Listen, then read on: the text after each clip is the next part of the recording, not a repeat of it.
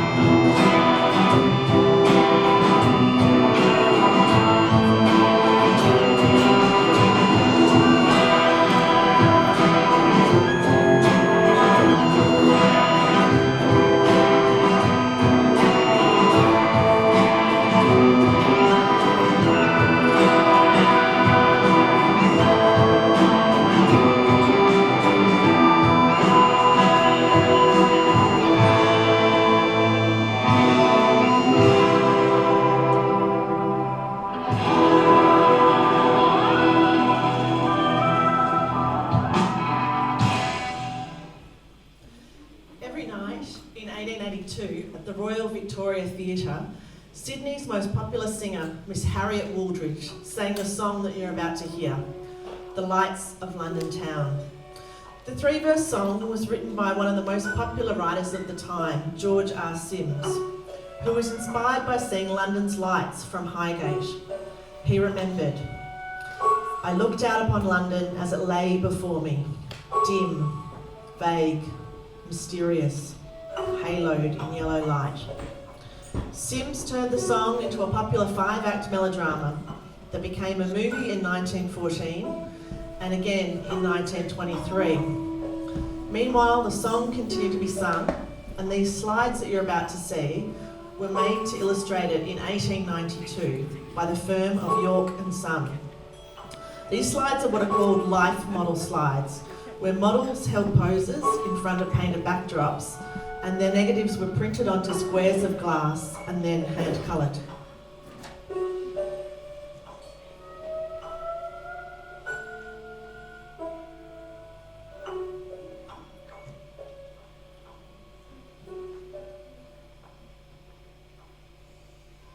Way was long and weary, and gallantly they strode, a country lad and lassie along the weary road, and I was dark and empty, ploughed of heart with ache, for shining in the distance, lights of London lay, oh gleaming lamps of London.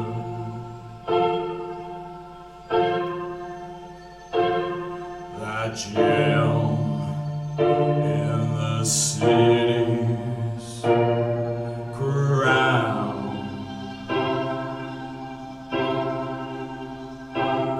what fortune lie within you?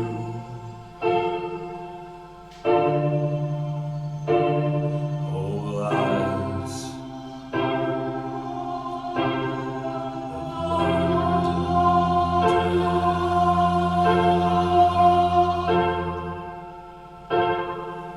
the years passed on and found them within the mighty fold. The years had bought them trouble, bought them little gold from their garret window. Long still summer nights, they'd seek the far-off country beyond the London lights.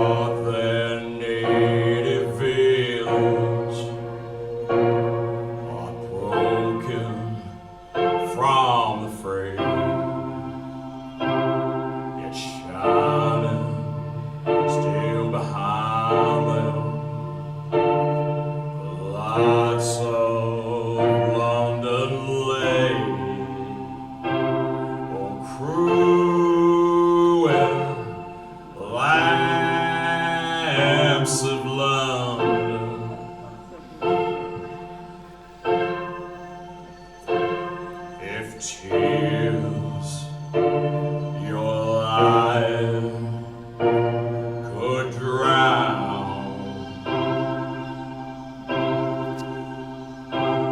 Your victims' eyes would weep them.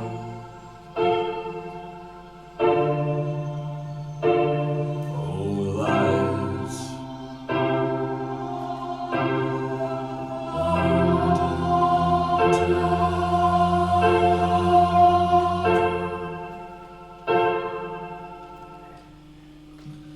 Won't You Buy My Pretty Flowers was written by George Pursley and Arthur French in 1877.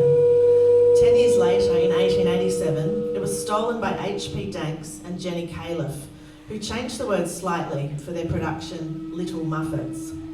The song entered the oral folk tradition and was turned into a movie in 1921 and then recorded for the gramophone in the 1930s. These slides were manufactured in Yorkshire in 1897 by Bamforth Co, and then they were exported around the world as well as made into postcards.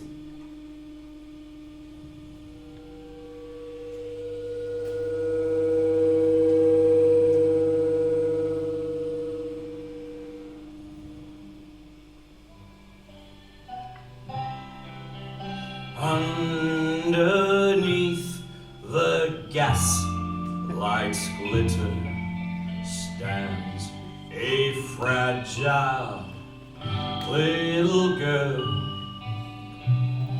heedless of the night winds bitter as they round about her world, while the thousands pass unheeding in the evening's waiting hours. Still she cries with tearful pleading, Won't you buy my pretty flowers? there are many sad and weary in this pleasant world of ours, crying in the night winds dreary. Won't you buy my pretty flowers?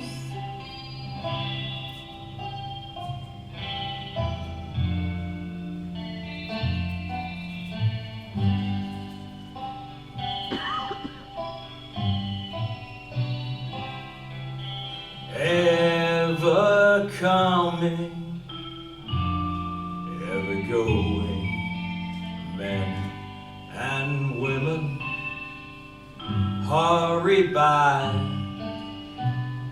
heedless of the teardrops gleaming in her sad and wistful eyes, while she stands there sadly sighing in the cold and dreary hours.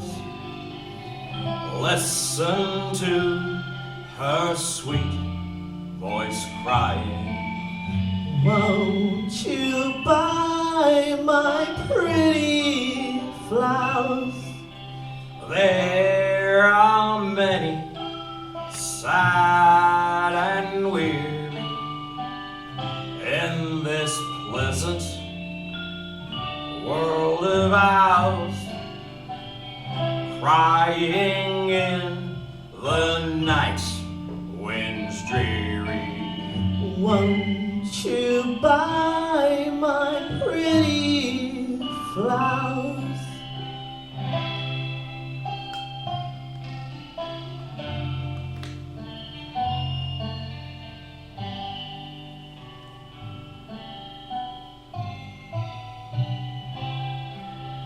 Not a loving word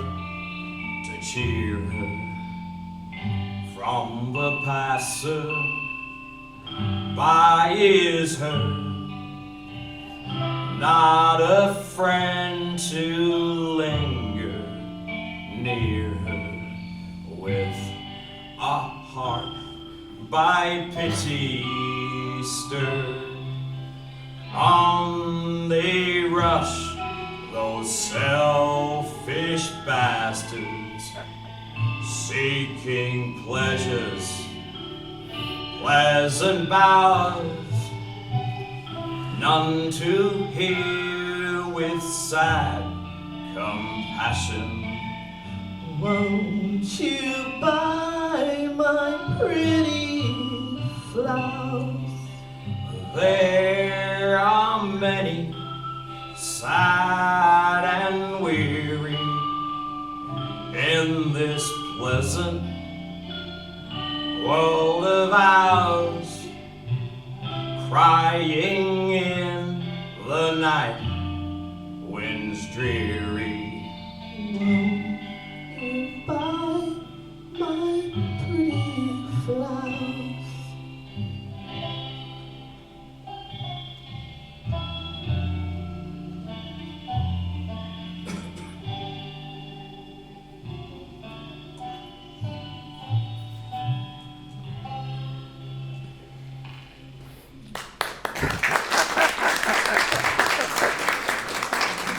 The Gin Fiend was written by Charles Mackay in 1872, and it draws its imagery from English artist Hogarth's engraving Gin Lane. It was shown around Australia for years and years. In 1887 in Maitland, the local newspaper reported that the audience responded intensely to these natural pictures, and that the sad and miserable incidents with which the piece abounds were well projected on canvas. Later in the evening, 4 members of the audience took part in a bun eating contest and a putting on a coat contest. The quickest received a book as a prize.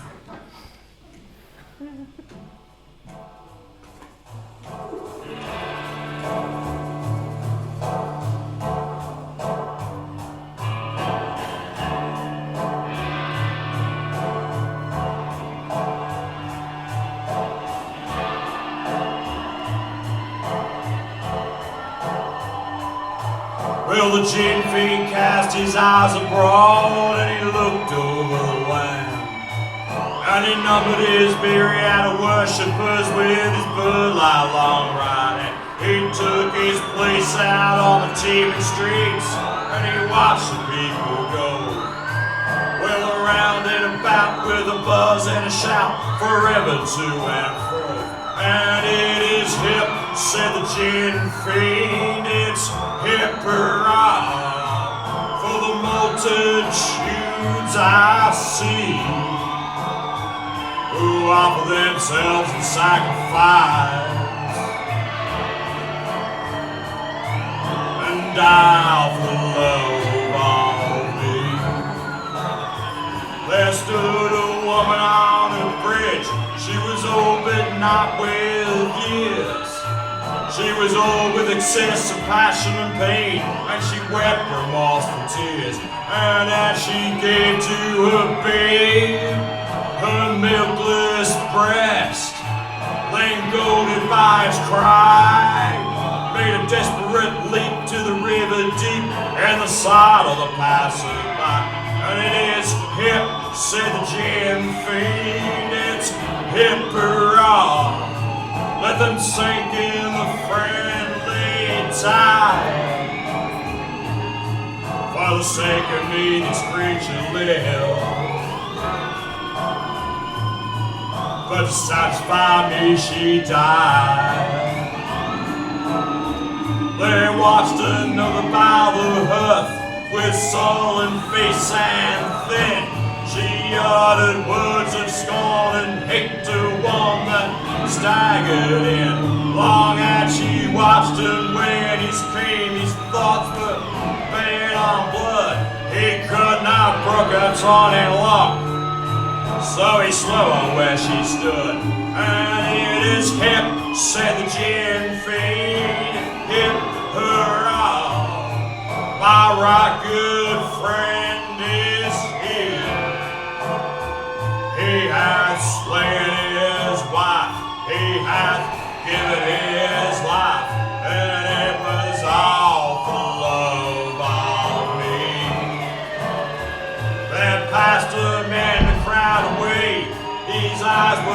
bloodshot and dim. He wore a coat without a sleeve and a hat without a brim. His grimy hand with balls he shook, and fearfully he laughed. Or he trembled and swore as he clamoured for more of the burning poison draught. And it is him, said the Gin Fiend, it's hip hurrah. Success to him over his bow. A few short months have made him mine. I've got his brain, his body, and his soul. And it is hip, said the Gin Fiend, it's hip hurrah for the multitudes I see that sell their souls for burning drink and die for the love of me.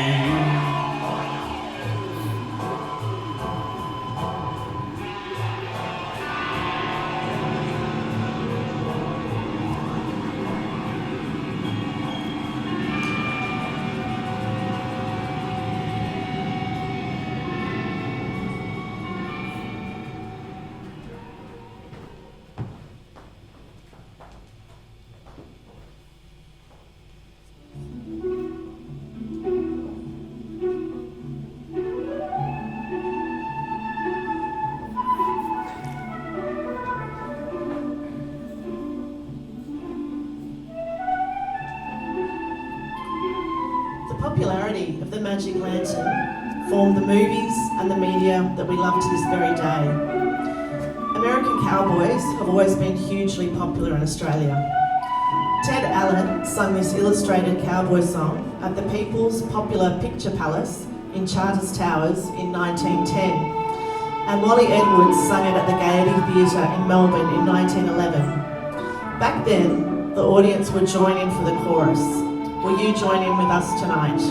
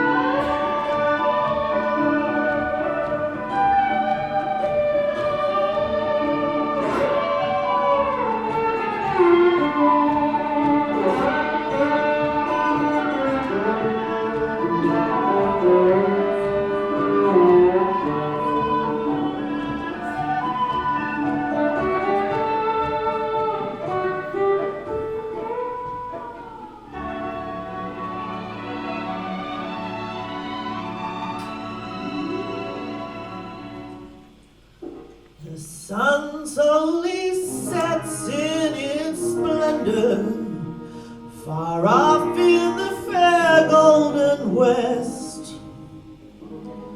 The voice of a cowboy grows tender as he sighs to the girl he loves best. Your dad now is wealthy, my darling, but he vows that you'll never be mine. But you said you'd wed me, Mary, tonight, love, on that prairie.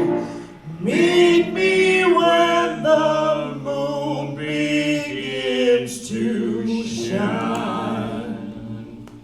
When it's moonlight on the prairie, darling Mary, I'll be waiting with the pony's love for you. There's a parson only 20 miles away, 20 miles away, 20 miles away. When the knot is tied, then side by side we'll ride in to a pretty little home I built for you. I'll be waiting, waiting, waiting for you, Mary, when it's moonlight on the prairie, Mary dear. 'Tis moonlight the sweethearts are riding, and Dad follows them over the plain. But Cupid, the lovers, is guiding, and the stern father rides all in vain. Too late, says the cowboy, we're wedded. The last sighs, forgive us, dear Dad. But the father cries, you're plucky, to win her heart you're lucky. That's the way I won her motherland. When it's moonlight on the prairie, darling Mary, I'll be waiting with the pony's love for you. There's a parson only 20 miles away, 20 miles away, 20 miles away. When the knot is tied, then side by side we'll ride, dear, to a pretty little home I built for you. I'll be waiting, waiting, waiting for you, Mary, when it's moonlight on the prairie, Mary dear. All together now! When it's moonlight on the prairie, darling Mary, I'll be waiting with the pony's love for you. There's a parson only 20 miles away, 20 miles away, 20 miles away. When the knot is tied, then side by side we'll ride, dear, to a pretty little home I built for you. I'll be waiting, waiting, waiting for you, Mary.